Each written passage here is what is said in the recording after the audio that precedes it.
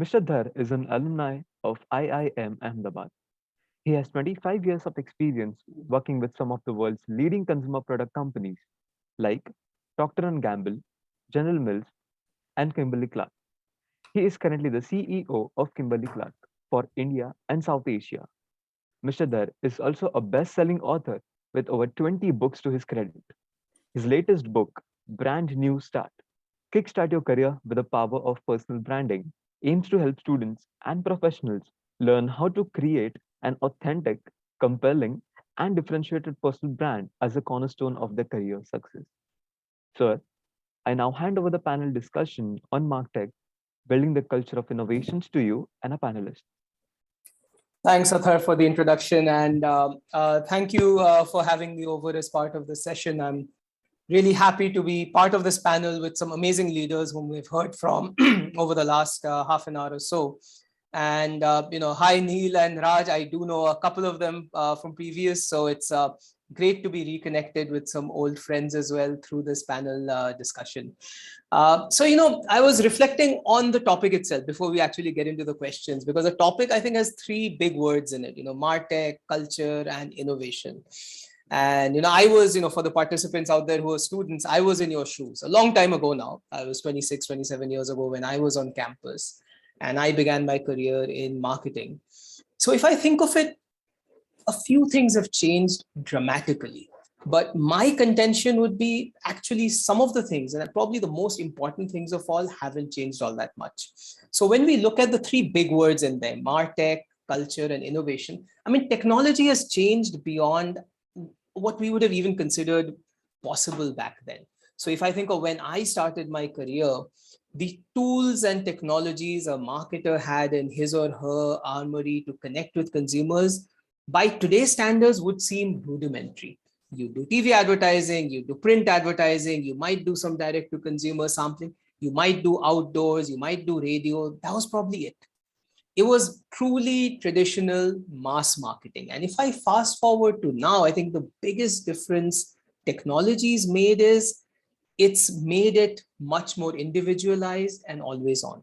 And it's also made it a two-way conversation. No longer are you putting a campaign out there and you're reaching millions of consumers. Now you get consumer feedback the very second you go out with your messaging, whether it's a review on Amazon or it's a post on social media. So I think it's really changed that equation between consumers and marketers. I think the nature of innovation has changed as well.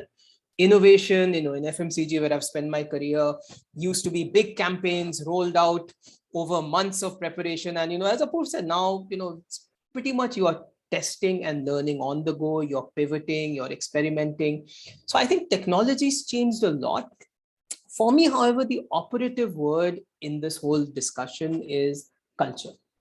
Because ultimately, technology is a tool. Innovation is an outcome. What I think is core to truly harnessing what MarTech can bring to the table and for marketers to really drive the best use of it is creating the right culture. And that's something I'd love to spend a bit of time, talking to the panelists about, getting their thoughts on the subject and build on, because, culture seems like a very warm, fuzzy word. And some people may say that's HR, what's that doing in a marketing conversation? For me, with my experience, I'd tell you that's the only thing that matters. Otherwise, you can have the world's fanciest technology.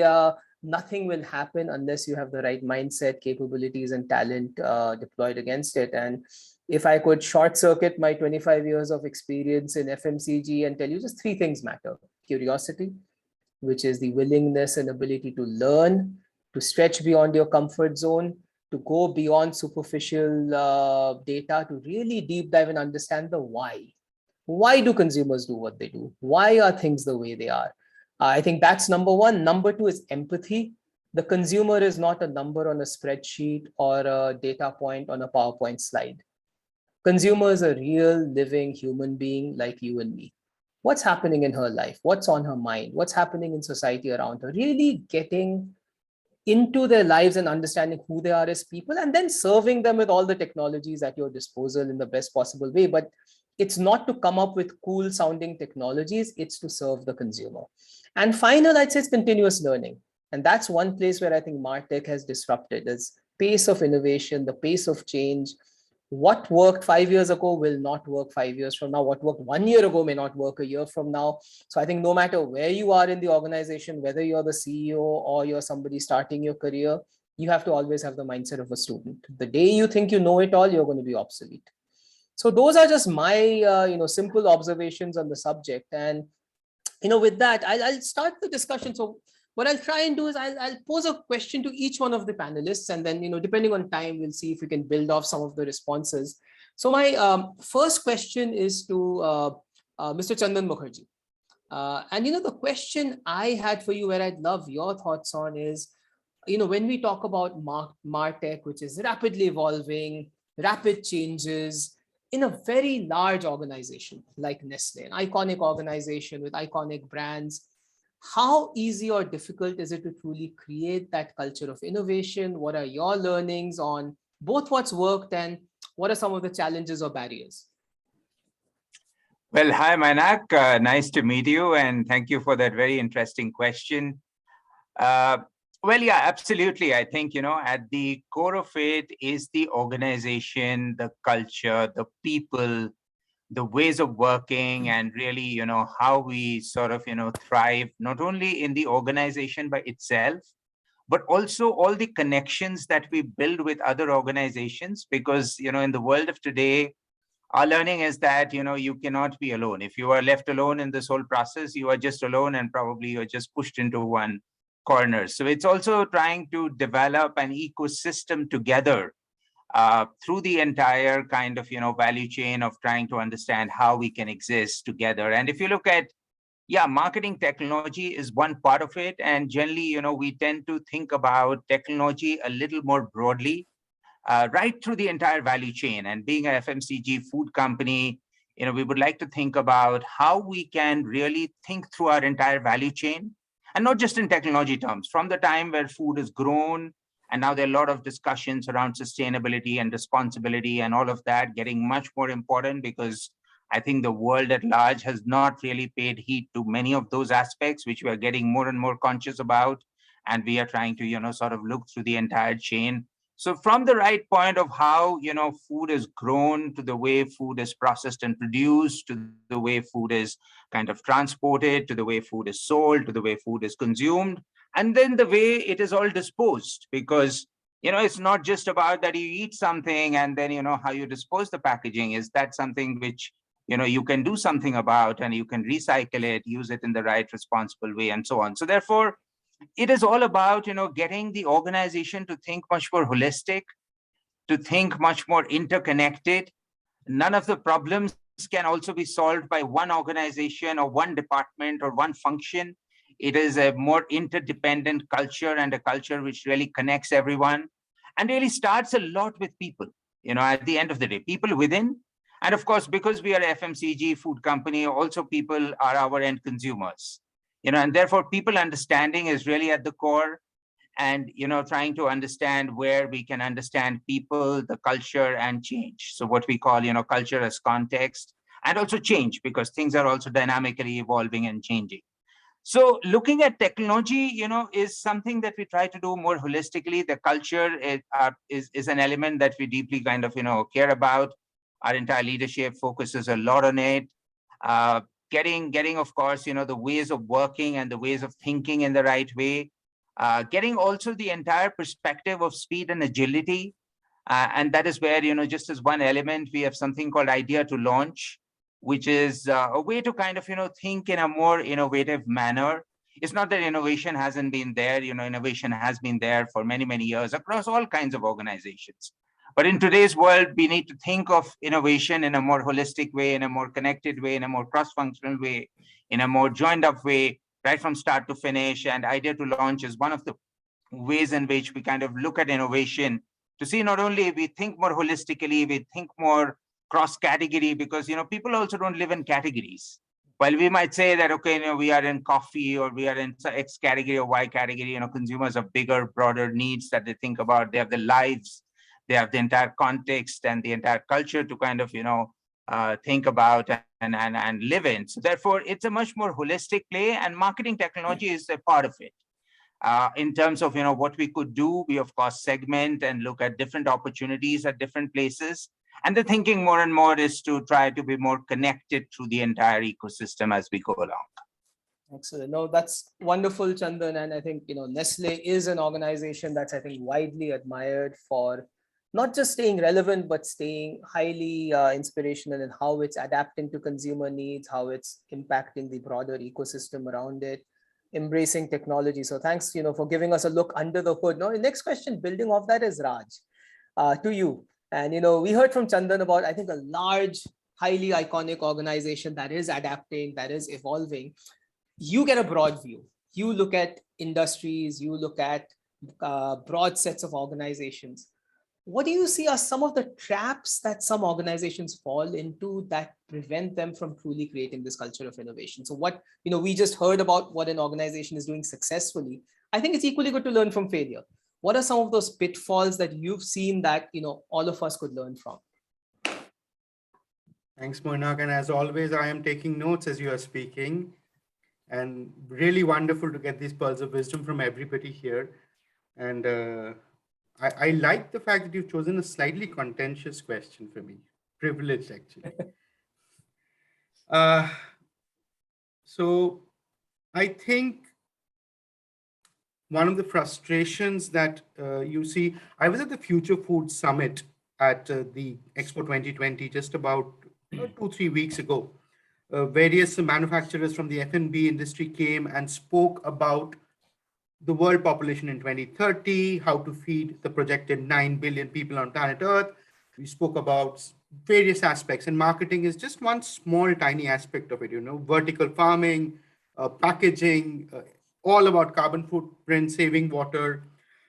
The impediment is, as you mentioned right at the beginning, the three aspects of curiosity, empathy, and continuous learning. I believe the biggest impediment is the third one, which is continuous learning. Unfortunately, we get stuck in the world of Kotler and we refuse to move beyond it.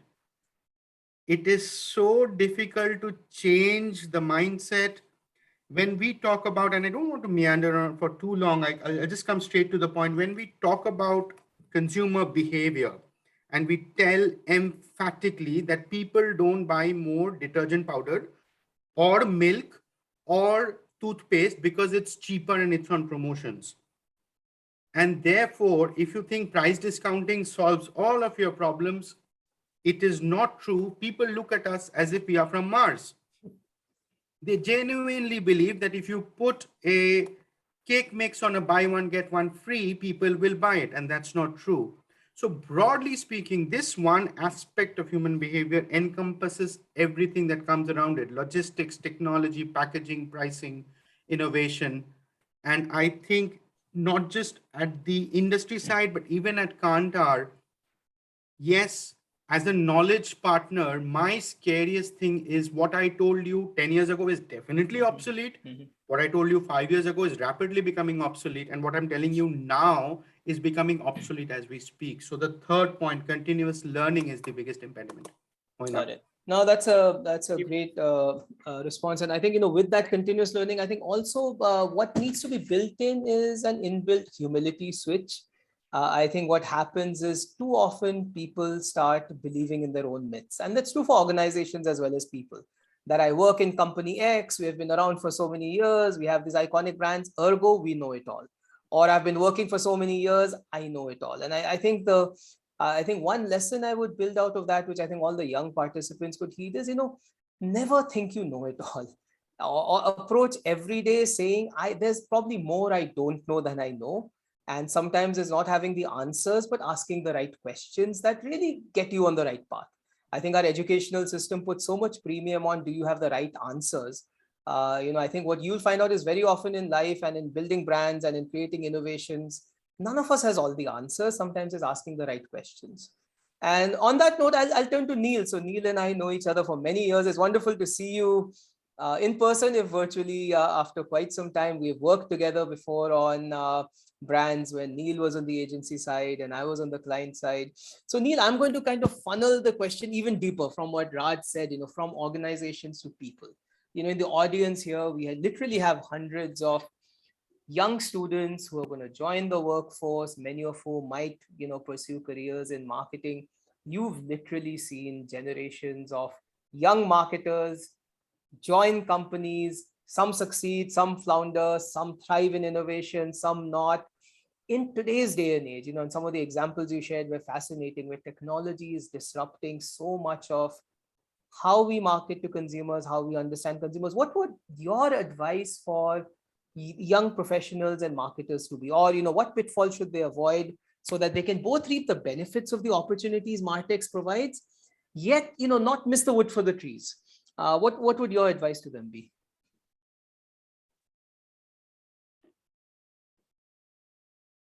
Hi, Neil, you're on mute, I think. Thanks, Mana. Great question, and it's great to see you. And you're looking younger by the day, except for the graying that's happening on top. So thank you. Yeah, I think yeah, we've seen a lot together also as we worked when Manak was running Head and Shoulders in Procter and Gamble. For me, some nuggets that I want to leave behind for the young folks out there. I think the first is what Manak did, which was strip away the complexity and go to the heart of the matter. Whenever you start anything, you just ask yourself, the first question is, what's the objective? What are you really trying to achieve? As you devise marketing plans, as you devise, go-to-market strategies, and it's not rocket science, and then you develop the idea and content, and then use technology, which is a great enabler to get there. I used to run the digital agency for TBWA, and I was a bit appalled by the, sitting in meetings and hearing the proverbial cart before horse. Remember, Manak, we used to use that sometimes, which was, meetings used to start and say, hey guys, so we have got to do this campaign. And the first response was, let's do an Insta campaign. Why don't we get this influencer?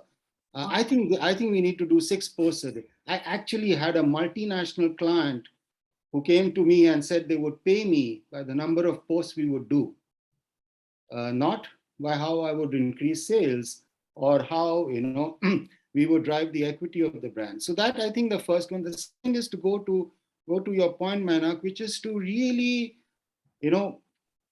push the purpose of the brand and drive a culture behind it. And I've seen that whenever brands and companies manage to do that, they succeed. Unfortunately, as I mentioned in my talk, it needs to be top down. And many a time, you have CEOs living in the old world, and people are frustrated. Frankly, those companies won't succeed because the young people will leave.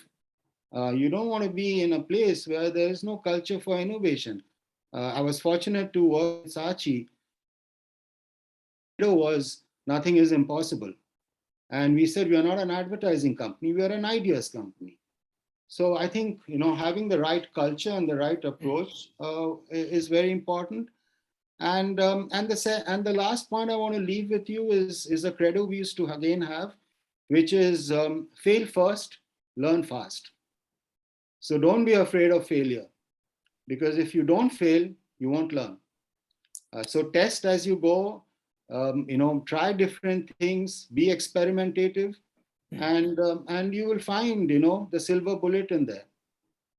Now, thanks a lot, Neil. I'll build off something you said, which is about bringing to life the purpose of the brand. And I'll build off that to share a question with Professor Ritter. So Professor Ritter, you obviously talked about building of COP26. And I think one of the broad mega trends we see today is consumers are more aware than ever before about the impact businesses and brands are having on the world around us. It's no longer a transactional relationship, as Raj said, of how much discount are you giving. I think purpose does matter.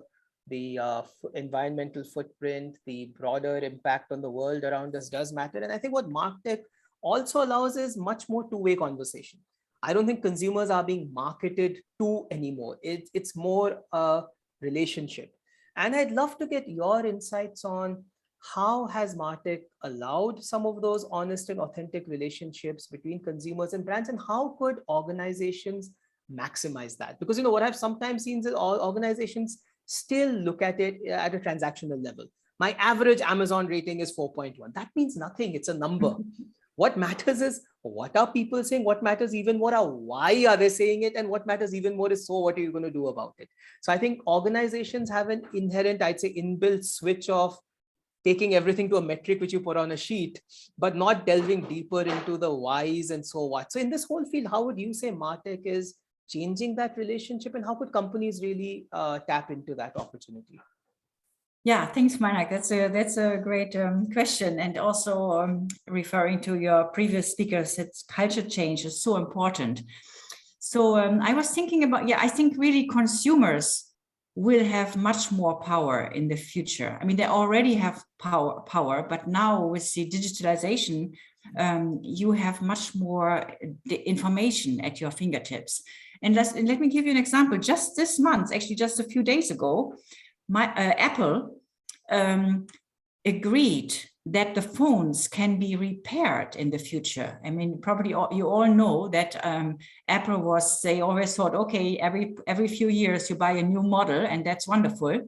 But now finally they gave in, and it was the pressure of consumers who said, this is not sustainable. We cannot, an iPhone should last 5-10 years, And so that means in the US from 2022, the iPhones can be repaired. So we don't know yet how this will play out in the market, who are the repair shops, and how much will it cost, and so on.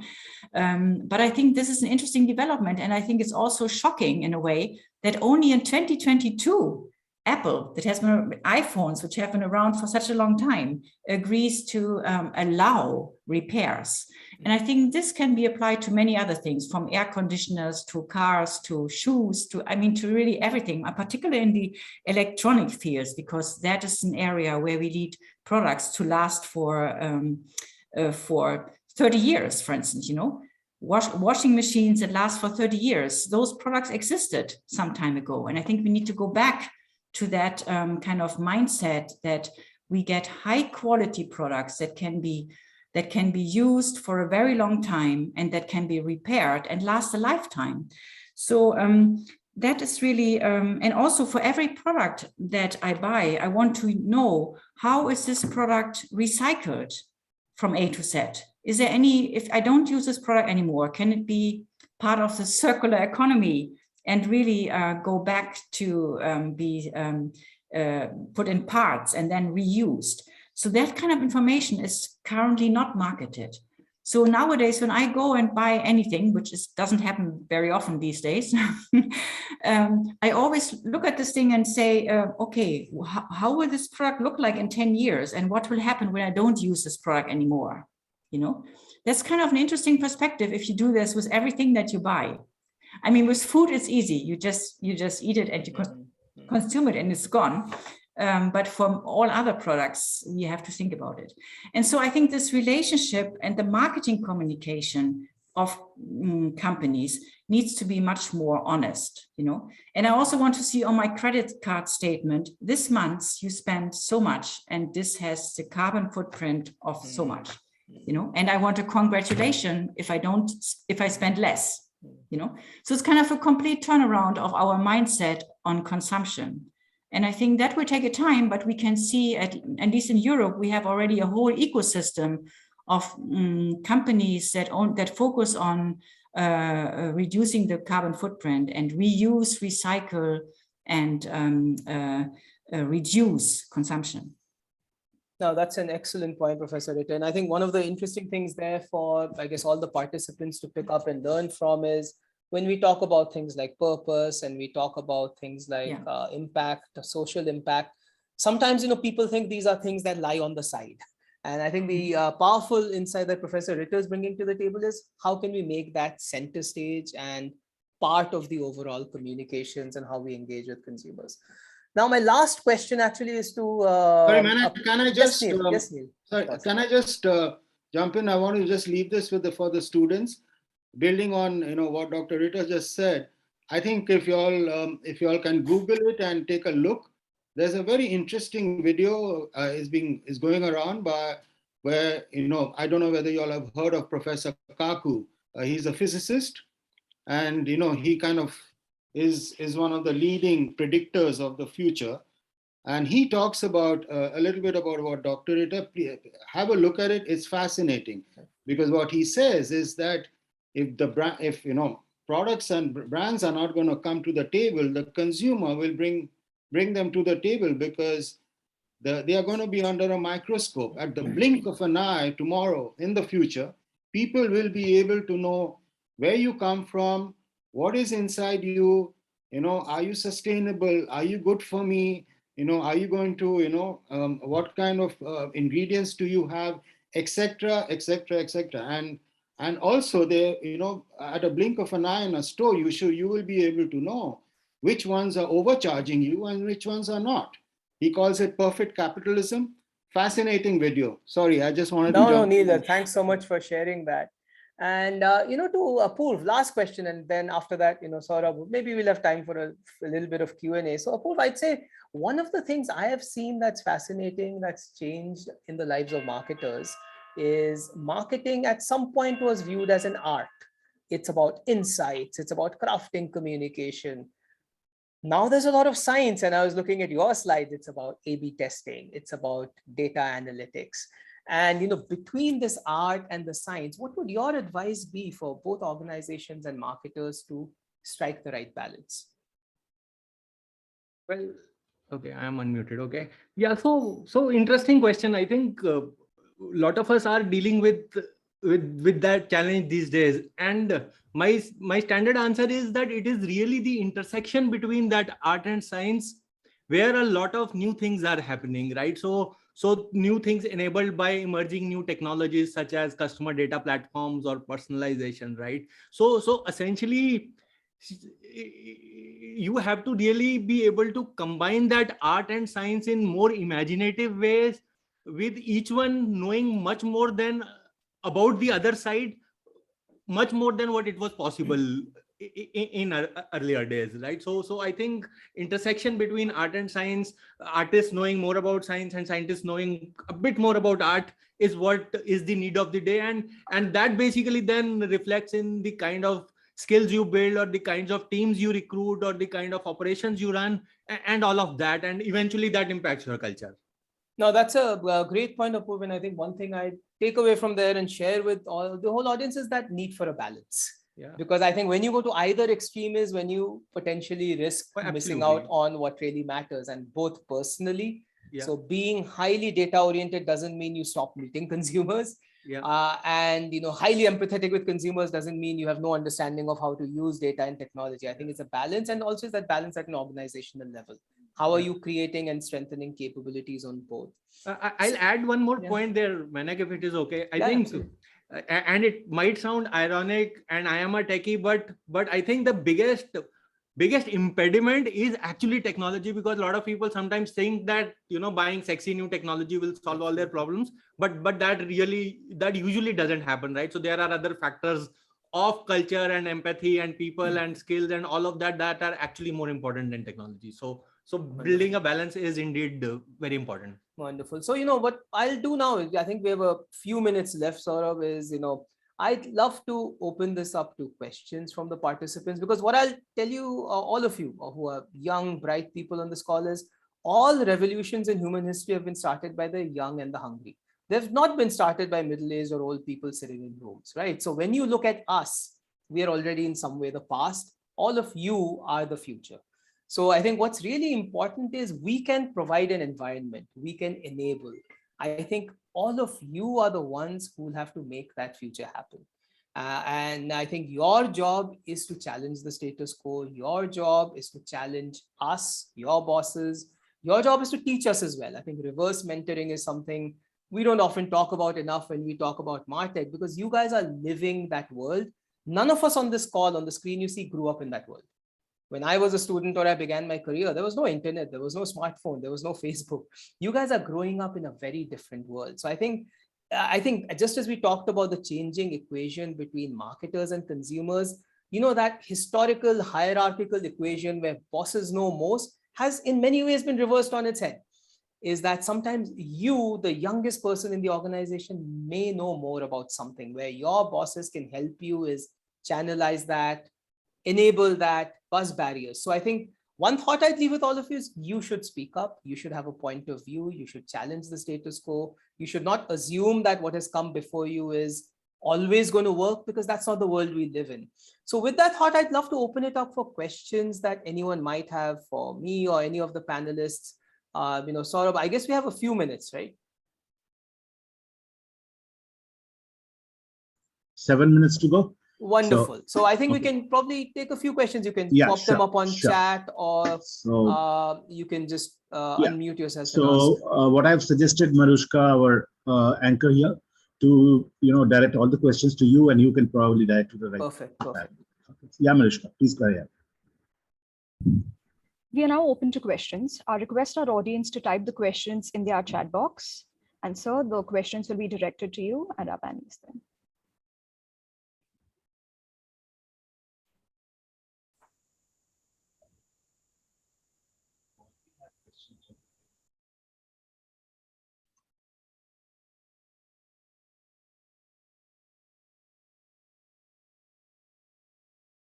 Okay, we have a very interesting first question from Shubham, which is a big question, which is, has COVID accelerated the adoption of Martech, and to what extent?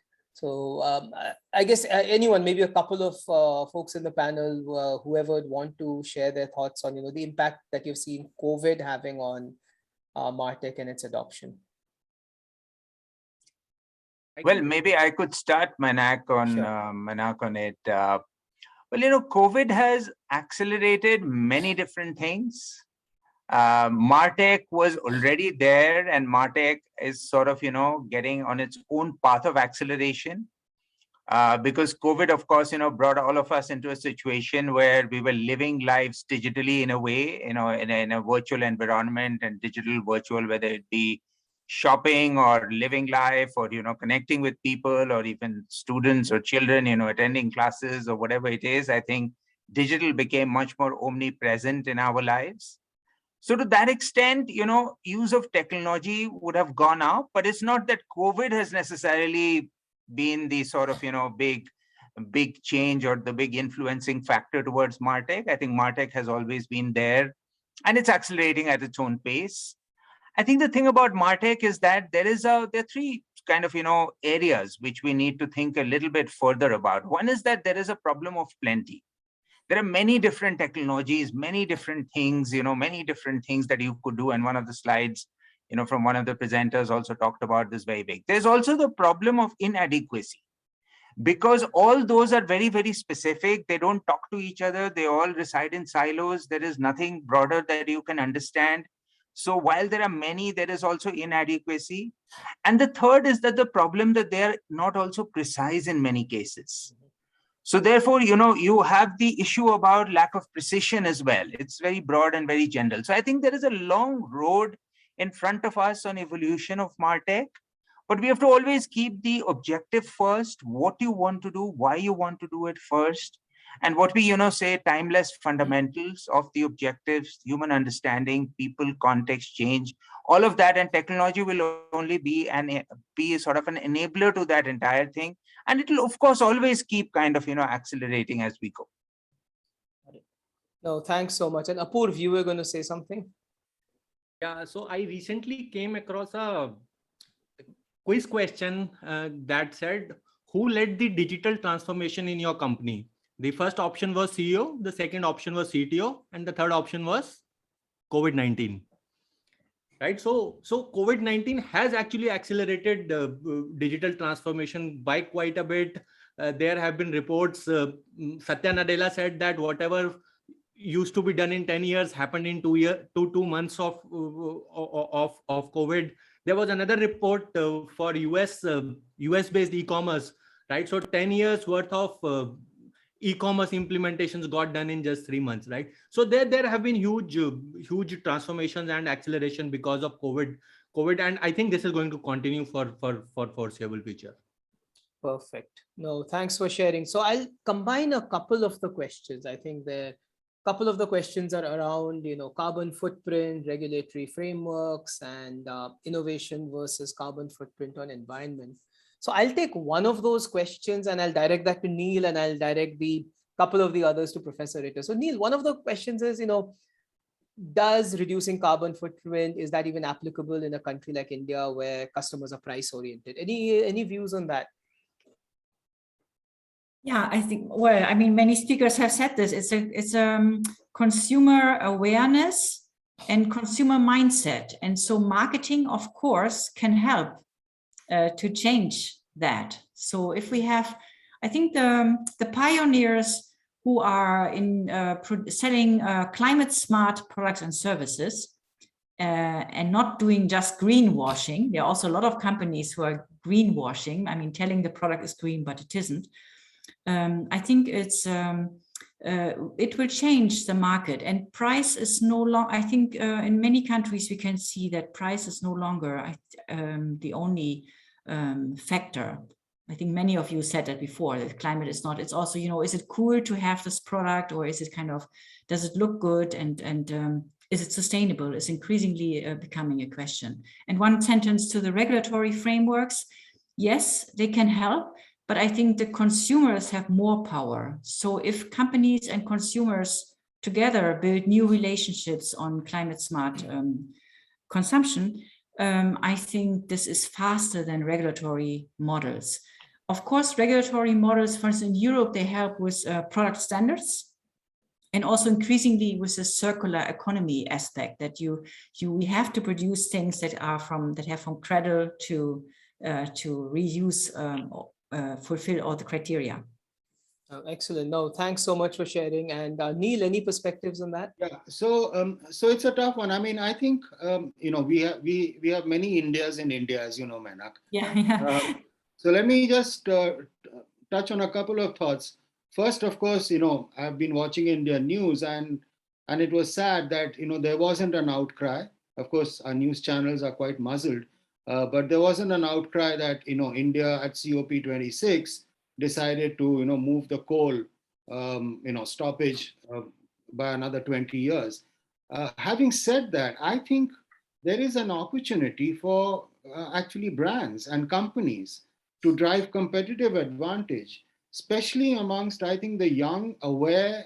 There is that India that exists, and if you look at the numbers, they're probably bigger than the Philippines and the Malaysias and the Thailands of the world, to whom you could turn around and say, here I am I, look at me and choose me because I am doing something good for the environment. So to say that the entire population of India doesn't care about sustainability or the environment, I think is wrong. There is a huge percentage. I don't think you're going to get it from any media-driven kind of behavior. I think it could be that companies and brands turn around and say, nobody is doing it, let me do it. And that, gets the herd mentality going. So. No, that's a great answer, Neil. I mean, the only thing I'd add is my advice would be never label and generalize. As Neil said, there is not one India, there are many Indias and there are many consumers. And one thing I think that may surprise many of you is just how important this actually is for consumers, even in so-called mass categories. If you look at the broad personal care category in India, by far the fastest growing segment is naturals. So it's not that consumers in India don't care. That manifests itself in a number of different ways. I think that inherent desire of being closer to nature, doing better, at the lower tier may just talk about naturals, that this has something good in it. As you start getting to the more educated urban India, it starts talking about carbon footprint and sustainability. But I think at the core of Indian consumers, if you think of, what Patanjali, Ayurveda, those are mega trends that have been around for decades. So I think the desire to buy into brands that are doing good is there. It's how brands can tap into that, dimensionalize that in a way that's relevant for different kind of consumers. It's what's important. Last question. I know we're on time, and this I'll put to Raj and wrap up. Is there was a question about, digital disruption and revolution has been talked about for a long time now, right? It's not a new phenomenon. what do you think is actually changing now versus what it was at the start of the so-called digital era? I mean, is there something that's changing, or is it a secular trend that's been going on for a couple of decades? Thanks, Moinak, for your question. Again, I'll build on Apurv. There's a book by a person called Subroto Bagchi called Cell. He actually calls it the art, the science, and the witchcraft.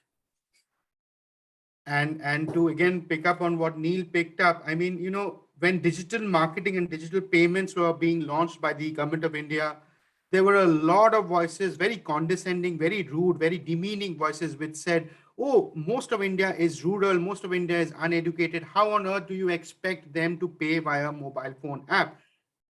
Guess what? They have. So we kind of view the world from our lens, and we kind of assume that they cannot. The young India and various parts of the world have come back with an emphatic yes, that don't underestimate us. Yes, we can. Let me throw you a little bit of jargon, Moinak, before I answer that question very quickly. Is we keep talking about meaningful, salient, different. A brand has to be meaningful, salient, different. What is saliency? You have to constantly remind a person. What is different? You have to have a different point of view. The young generation, again, building on what Neil said, the meaningful part, the young generation is going to be unforgiving if you are not meaningful. So if you are sitting on top of that mountain saying, I have 80% brand share and therefore I cannot be challenged, then think Kodak. Now, to answer your question, what's the difference is, and it's scary, is the speed of change. It is changing, but it is changing exponentially. If you remember the chart that I showed, e-commerce zoomed up 10 times in one single year. So that's the key difference. The speed of change has exponentially increased, and I would only expect it to grow from here. Excellent. No, well said, Raj. And, you know, on that note, I'd like to wrap this up. It's been fascinating talking to all of you, tapping into your diverse experiences. I hope the audience has got a few thought provokers, a few things to ponder, and hopefully a broader understanding of this subject. So thanks for having me over. It's been a real pleasure interacting with all of you.